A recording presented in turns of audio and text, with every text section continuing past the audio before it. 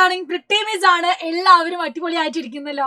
അപ്പൊ മക്കളെ, ഇനി ഇതാ വളരെ കുറച്ച് ദിവസം അല്ലെ, ഒരു ദിവസം കംപ്ലീറ്റ് മാത്രമേ നമുക്കിനി ബയോളജി പരീക്ഷയ്ക്ക് പോകുമ്പോൾ എഴുതാനായിട്ടുള്ള ബാക്കിയുള്ളത്. അപ്പോൾ ഈ ഒരു ദിവസം എന്ന് പറയുന്നത് നല്ല രീതിയിൽ പഠിക്കാൻ വേണ്ടിയിട്ടാണ്. അപ്പൊ നമ്മൾ എന്ത് ചെയ്യുന്നു, ഇന്ന് കംപ്ലീറ്റ് ആയിട്ട് ഈ നമുക്ക് ക്രിസ്മസ് പരീക്ഷയ്ക്ക് പഠിക്കാനുള്ള ഫ്ലോ ചാർട്ട്സുകളെല്ലാം ഈ ഒരൊറ്റ വീഡിയോയിൽ പഠിക്കാൻ പോവാണ്. വളരെ ഇമ്പോർട്ടന്റ് ആണ് ഇത്. കാരണം ഈ ഫ്ലോ ചാർട്ട്സിൽ നിന്ന് പല രീതിയിൽ ക്വസ്റ്റ്യൻസ് വരുന്നത് നമ്മൾ ഓൾറെഡി കണ്ടിട്ടുള്ളതാണ്. അപ്പൊ ക്രിസ്മസ് പരീക്ഷയ്ക്ക് പഠിക്കാനുള്ള എല്ലാ പാഠഭാഗത്തു നിന്നുമുള്ള കംപ്ലീറ്റ് ഫ്ലോ ചാർട്ട്സ് നമ്മൾ ഡിസ്കസ് ചെയ്യാൻ പോവാണ്. സോ എല്ലാ മക്കളും ഫ്രണ്ട്സിന് ഷെയർ ചെയ്ത് കൊടുക്കുക. മാത്രമല്ല, നമുക്ക് പഠിക്കാനുള്ളത് ഇനി നിങ്ങൾക്ക് ഇതിൽ നിന്നെല്ലാം ക്ലിയർ ആയിട്ടോ എന്നുള്ള ഫീഡ്ബാക്കും കമന്റ് ബോക്സിൽ അറിയിക്കാൻ മറക്കരുത്. സോ ആദ്യം തന്നെ നമ്മൾ പഠിക്കാൻ പോകുന്നത് ഇൻഫ്ലമേറ്ററി റെസ്പോൺസ് ആണ്. വളരെ ഇമ്പോർട്ടന്റ് ആയിട്ടുള്ള ടോപ്പിക്കാണ് നമ്മുടെ ഇൻഫ്ലമേറ്ററി റെസ്പോൺസ് എന്ന് പറയുന്നത്, അല്ലെങ്കിൽ വിങ്ങൽ പ്രതികരണം. അപ്പൊ അതിന്റെ ഓർഡർ ആണ് പഠിച്ചു വെക്കേണ്ടത്. ആദ്യം എന്ത് ചെയ്യുന്നു, ജേംസ് എൻറ്റർ ത്രൂ വൂൺസ് അല്ലെ, മുറിവുകളിലൂടെ രോഗാണുക്കൾ പ്രവേശിക്കുന്നു. അപ്പൊ എന്ത് ചെയ്യുന്നു, കെമിക്കൽസ് രാസവസ്തുക്കൾ അവിടെ ഉണ്ടാവുന്നു. രാസവസ്തുക്കൾ രൂപപ്പെട്ടാൽ തന്നെ ബ്ലഡ് കാപ്പിലറീസ് എന്ത് ചെയ്യുന്നു, ഡയലേറ്റ് ആവുന്നു. രക്തലോമിക അവിടെ വികസിക്കുന്നു.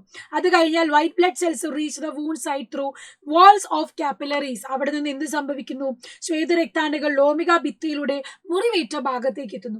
ശ്വേതരക്താണുക്കൾ എത്തിക്കഴിഞ്ഞാൽ പിന്നെ എന്ത് സംഭവിക്കുന്നു, ന്യൂട്രോഫിലും മോണോസൈറ്റും എൻഗൾഫ് ദ ഡിസ്ട്രോയ് ജേംസ് അല്ലെ, ന്യൂട്രോഫിലും മോണോസൈറ്റുകളും രോഗാണുക്കളെ വിഴുങ്ങി നശിക്കുന്നു. ഈ ഒരു സ്റ്റെപ്പ് 5 ഘട്ടമാണുള്ളത്. 5 ഓർഡർ ആയിട്ട് തന്നെ ഈ ഫ്ലോ ചാർട്ട് നിങ്ങൾ പഠിച്ചു വെക്കണം. വളരെ വളരെ ഇമ്പോർട്ടന്റ് ആണ്. അടുത്തത് നമ്മുടെ ഫാഗോസൈറ്റോസിസ് ആണ്. ഫാഗോസൈറ്റോസിസിലെ ഏറ്റവും പ്രധാനപ്പെട്ടതായിട്ട് പഠിക്കേണ്ടതാണ് എന്ത്, ഈ ഓർഡർ. എങ്ങനെ നമുക്ക് പഠിക്കാം ഫാഗോസൈറ്റോസിസില്? Phagocytosis reach near the pathogens അല്ലെ, രോഗാണുക്കളുടെ അടുത്തേക്ക് ഫാഗോസൈറ്റുകൾ എത്തുന്നു. സ്ഥലസഞ്ചിയിൽ രോഗാണുക്കളെ വിഴുങ്ങുന്നു. അവരെന്ത് ചെയ്യുന്നു, അവരുടെ മെംബ്രെയിനിന്റെ ഉള്ളിലേക്ക് ആക്കിയിട്ട് നമ്മുടെ രോഗാണുക്കളെ വിഴുങ്ങുന്നു. Membrane sac combines with lysosome. ഈ സ്ഥലസഞ്ചി നമ്മുടെ ലൈസോസോമുമായിട്ട് എന്ത് ചെയ്യുന്നു, സംയോജിക്കുന്നു. അവിടെ എൻസൈമിൻ ലൈസോസോം ഡിസ്ട്രൈജസ് ജേംസ്. ലൈസോസോമിലെ എല്ലാ തരത്തിലുള്ള എൻസൈമുകൾ എന്ത് ചെയ്യുന്നു, രോഗാണുക്കളെ നശിപ്പിച്ചു കളയുന്നു. And expel the remnants. Last എന്ത് ചെയ്യുന്നു, അവശിഷ്ടങ്ങളെ പുറന്തള്ളുന്നു. ഇതാണ് ഏറ്റവും പ്രധാനപ്പെട്ട ഒരു ടോപ്പിക്കാണ്. ഈ ഓർഡർ കറക്റ്റ് ആയിട്ട് പഠിച്ചു വെക്കാം. ബ്ലഡ് ക്ലോട്ടിംഗ്, രക്തം കട്ട പിടിക്കുന്നത്, അതിന്റെയും വളരെ ഇമ്പോർട്ടന്റ് ആണ്. Dead cells platelets produce enzymes അല്ലെ, മുറിവേറ്റ കലകളും കോശങ്ങളും ഉണ്ട്. അതെന്ത് ചെയ്യുന്നു, അവിടെ നശിക്കുന്നുണ്ട്. ആ നശിച്ച മുറിവേറ്റ ഭാഗത്തെ കോശങ്ങളിൽ നിന്നും പ്ലേറ്റ്ലെറ്റുകളിൽ നിന്നും ഒരു എൻസൈം ഉണ്ടാകുന്നു. അതാണ് നമ്മുടെ ത്രോംബോപ്ലാസ്റ്റിൻ എൻസൈം. ഈ ത്രോംബോപ്ലാസ്റ്റിൻ എൻസൈം എന്ത് ചെയ്യുന്നു, പ്രോത്രോംബിനെ നമ്മുടെ ത്രോംബിനാക്കി മാറ്റുന്നു. പ്രോത്രോംബിനെ ത്രോംബിനാക്കാൻ അവിടെ കാൽഷ്യവും വിറ്റാമിൻ കെയും ആവശ്യമുണ്ട്. അങ്ങനെ ഉണ്ടാക്കിയ ത്രോംബിനെ ഉപയോഗിച്ചിട്ട് ഫൈബ്രിനോജനെ ഫൈബ്രിൻ നാരുകളാക്കി മാറ്റുന്നു. ഈ ഫൈബ്രിൻ ഫൈബേഴ്സ് ആണ് അവിടെ ബ്ലഡ് ക്ലോട്ടിംഗ്, രക്തക്കട്ട രൂപപ്പെടുത്തുന്നത്. അപ്പൊ ഇത് ഓർഡർ ആയിട്ട് പഠിക്കുക. എൻസൈമും വിറ്റാമിനും കാൽഷ്യം അയോൺസും ഇമ്പോർട്ടന്റ് ആണ്. അടുത്തതാണ് നമ്മുടെ ഫീവർ അല്ലെങ്കിൽ പനി എന്ന് പറയുന്നത്. ഇത് നമ്മുടെ ടെക്സ്റ്റ് ബുക്കിലുള്ള ഫ്ലോ ചാർട്ട് ആണ്. നിർബന്ധമായിട്ടും പഠിച്ചു വെക്കേണ്ടതാണ്. Pathogens enter the body. എന്താ സംഭവിക്കുന്ന, രോഗാണുക്കൾ ശരീരത്തിൽ പ്രവേശിക്കുമ്പോൾ presence of toxins produced by pathogens stimulate the white blood cells. നമ്മുടെ ഈ രോഗാണുക്കൾ ഉൽപ്പാദിപ്പിക്കുന്ന ടോക്സിനുകൾ കാരണം എന്ത് സംഭവിക്കുന്നു, അവിടെ നമ്മുടെ ശ്വേത രക്താണുക്കൾ ഉത്തേജിപ്പിക്കപ്പെടുന്നു. അങ്ങനെ chemical substance produced by white blood cells rises body temperature.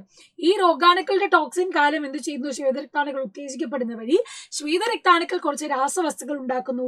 ഈ രാസവസ്തുക്കൾ ശരീര താപനില ഉയരാൻ സഹായിക്കുന്നു.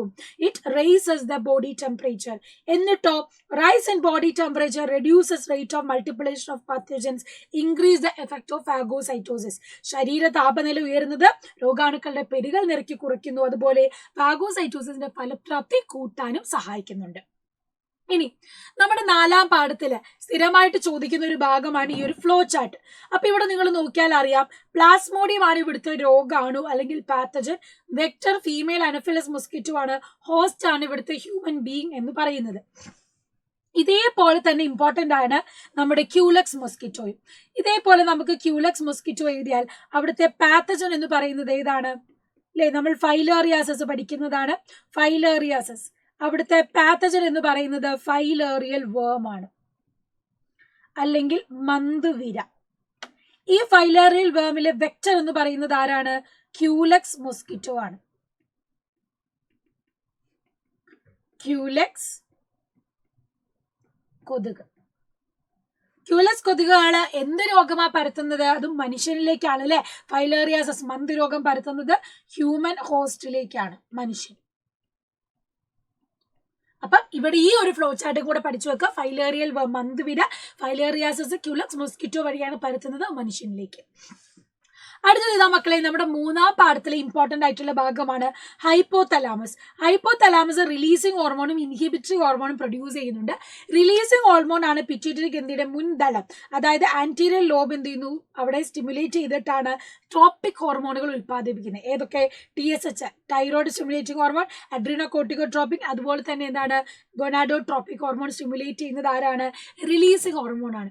ഇനി ഇൻഹിബിറ്റ് ചെയ്യണമെങ്കിലോ അവിടെ ഇൻഹിബിറ്ററി ഹോർമോൺ ആണ് ആക്ട് ചെയ്യുന്നത്.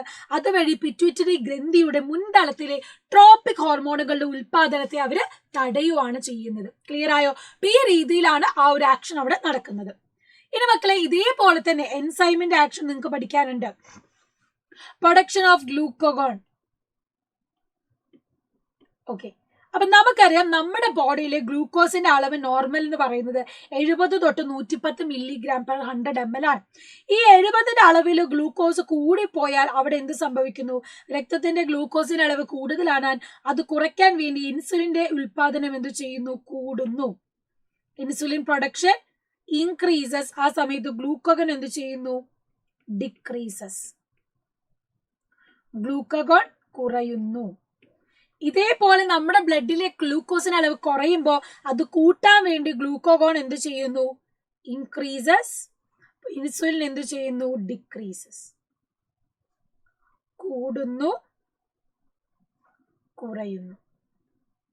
ഓക്കെ, അപ്പൊ ഈ ഘട്ടങ്ങളും പഠിച്ചു വെക്കണം. ഗ്ലൂക്കോസ് ഹോർമോൺ, അതായത് ഗ്ലൂക്കോസിന്റെ അളവ് കൂടിയാൽ നമ്മുടെ ബോഡിയിൽ കുറയ്ക്കാനാണ് ആര്? ഇൻസുലിൻ ഉള്ളത് അല്ലെ. അതിനുവേണ്ടി ഇൻസുലിന്റെ അളവ് കൂട്ടും. നേരെ തിരിച്ചാണ് ഗ്ലൂക്കഗോൺ. ഇതേപോലെ തന്നെയാണ് നമ്മുടെ തൈറോയ്ഡ് ഗ്രന്ഥി. കാൽഷ്യത്തിന്റെ അളവ് 9 മുതൽ 11 ആണ് 100 ml. അത് രക്തത്തിൽ കാൽഷ്യത്തിന്റെ അളവ് കൂടുന്ന സമയത്ത് എന്ത് ചെയ്യുന്നു? തൈറോയ്ഡ് ഗ്രന്ഥി കാൽസിറ്റോൺ ഉൽപ്പാദിപ്പിക്കുന്നു. അങ്ങനെ എന്ത് ചെയ്യുന്നു? ആ കാൽസ്യത്തെ രക്തത്തിലേക്ക് പകരാതെ എവിടെ ചേർക്കും? അസ്ഥികളിൽ സ്റ്റോർ ചെയ്യും, നമ്മുടെ ബോൺസിലേക്ക് സ്റ്റോർ ചെയ്ത് വെക്കും. ഇനി കാൽഷ്യത്തിന്റെ അളവ് കുറഞ്ഞു പോകുമ്പോൾ എന്ത് സംഭവിക്കുന്നു? പാരോതൈറോയ്ഡ് ഗ്ലാൻഡ് പാരോതെർമോണെ കൊടുക്കുന്നു. പാരോതെർമോൺ എന്ത് ചെയ്യുന്നു? Reabsorb calcium from kidney. വൃക്കകളിൽ നിന്ന് കാൽഷ്യത്തെ പുനരാകിരണം ചെയ്ത് അതെന്ത് ചെയ്യുന്നു? രക്തത്തിലേക്ക് കൊടുക്കുന്നു. അപ്പൊ ഈ രീതിയിലാണ് ഇതിന്റെ പ്രോസസ്സ് നടക്കുന്നത്. ഇനി സെൻസറി ഓർഗനിൽ നമ്മൾ പഠിക്കുന്നതാണ് ന്യൂറോണിന്റെ ഓർഡർ അല്ലെ.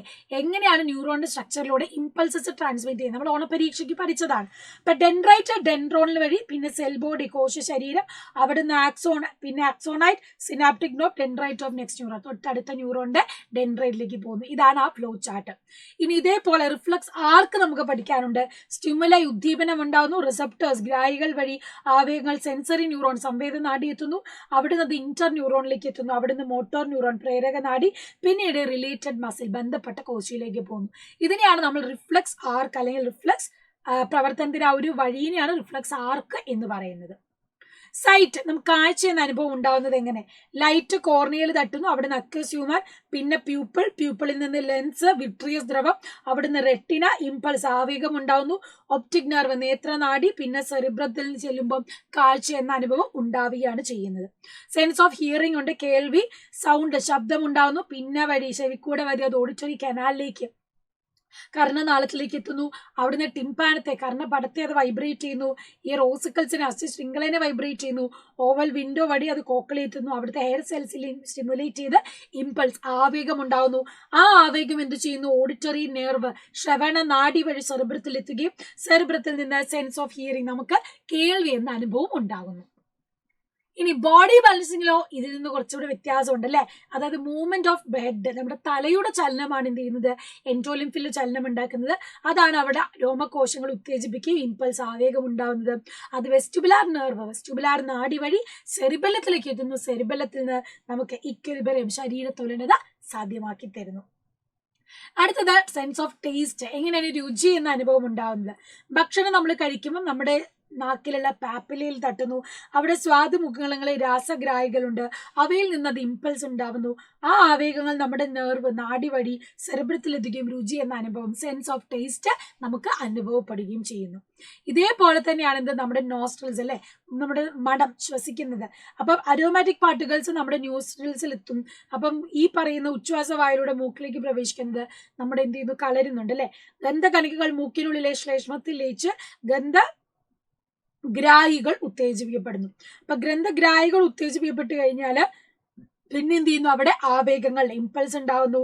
അത് നെർവ് വഴി നമ്മുടെ ബ്രെയിനിലേക്ക് എത്തുകയും നമുക്ക് എക്സ്പീരിയൻസ് ഓഫ് സ്മെൽ നമ്മുടെ സെറിബ്രത്തിലേക്ക് എത്തുക. സെറിബ്രത്തിൽ നിന്ന് നമുക്ക് സെൻസ് ഓഫ് സ്മെല്ല്, ആ ഒരു എന്താണ് മണം, ഗന്ധം എന്ന അനുഭവം ഉണ്ടാവുകയാണ് ചെയ്യുന്നത്. ഓക്കെ, അപ്പൊ ഇത്രയും ഫ്ലോ ചാർട്ട്സുകൾ നമ്മൾ പഠിച്ചിട്ടുണ്ട്. ഏറ്റവും ഇമ്പോർട്ടന്റ് ഫ്ലോ ചാർട്ട്സ് ആണ്. 5ാമത്തെ ചാപ്റ്ററിൽ എല്ലാം ഇമ്പോർട്ടന്റ് ആയിട്ട് തന്നെ പഠിക്കണം. ഇനി ഓപ്ഷനിലും ഈ നമ്മൾ ഓണപരീക്ഷയ്ക്ക് പഠിച്ച ചാപ്റ്ററിൽ നിന്ന് ക്വസ്റ്റ്യൻ വരാവുന്നതാണ്. സോ ഇത് കംപ്ലീറ്റ് ആയിട്ട് കണ്ട് എല്ലാവരും എന്ത് ചെയ്യണം, ഫീഡ്ബാക്ക് അറിയിക്കണം, ഫ്രണ്ട്സിന് ഷെയർ ചെയ്ത് കൊടുക്കുക. All the best.